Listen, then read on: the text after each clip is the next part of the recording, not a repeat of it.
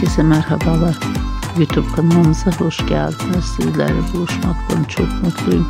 Bugün de sizlere aşk dolu görüntüler, romantik paylaşımlar sunacağım. Paylaşımlarım Erkan ve sevgilisi Yağmur Öztürk'ün olacak. Yazgı dizisiyle bir araya gelen ikili özel hayat aşk yaşıyor.